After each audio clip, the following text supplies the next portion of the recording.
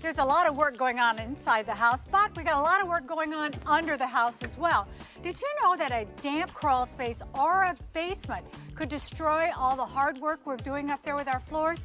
This is Nikki Krueger. Hey, Nikki. Hi, how you Vicki. doing? Good, thank you. Nikki has been underneath this house in the crawl space almost nonstop for 2 days with her crew trying to take care of our moisture issues.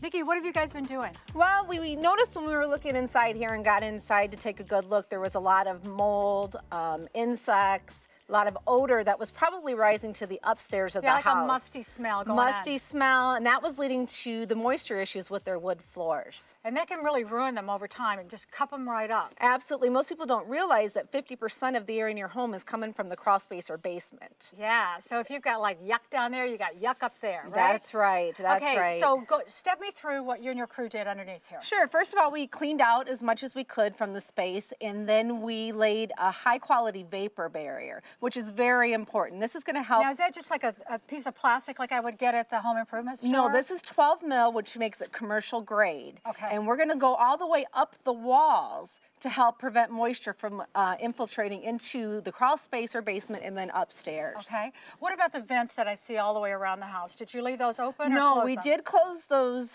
vents because we don't want moisture coming in. The more moisture that comes in, the more that goes up through the rest of the house. Makes sense to me. All right, so you close those up and you've got a nice vapor barrier down there, and that's going to eliminate a lot of those problems. Did you have to do anything else under there? We did actually put a high efficiency dehumidifier in the space as well, just to make sure that any moisture that does get in still is going to be pulled out through the dehumidifier. Now, I've seen a lot of dehumidifiers, you know, like at the regular home improvement store. So what size or what type do we put in here? For this crawl space, we put in a 90-pint unit. That's 90 pints a day, and it's important to look for the capacity of a dehumidifier, but also how much energy it's using. Okay. You really want to find a unit that can take out as much water as possible with as little energy as possible. This unit here uses about 6 amps. So this is a heavy duty, the kind you really want to put under there, not an inexpensive one. Not inexpensive, but it's inexpensive to run. That's the key. That's the key deal. So we're looking at something that's going to save us some energy under here, because does it run all the time? No, but only runs when it identifies that there's a high moisture level. Okay. But it's going to run very efficiently in order to remove that water. All right, so you're going to save money on your energy source as well. Absolutely.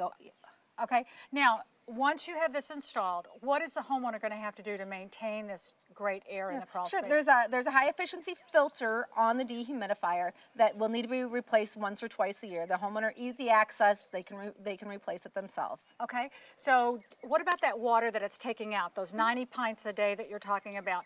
Where does that water go to? There's a condensate line that runs to the unit, and we can drain it out several different ways, so it'll remove that water from the space to the outside. Okay, just like an air conditioner does. Absolutely. Takes it out and it'll just drain away from the house. Drain away from the house. Well, you know, that's great news. I'm so glad that you and your team came and took care of these issues, because we certainly don't want anything to happen to these beautiful hardwoods we're putting in for Mike and Teresa.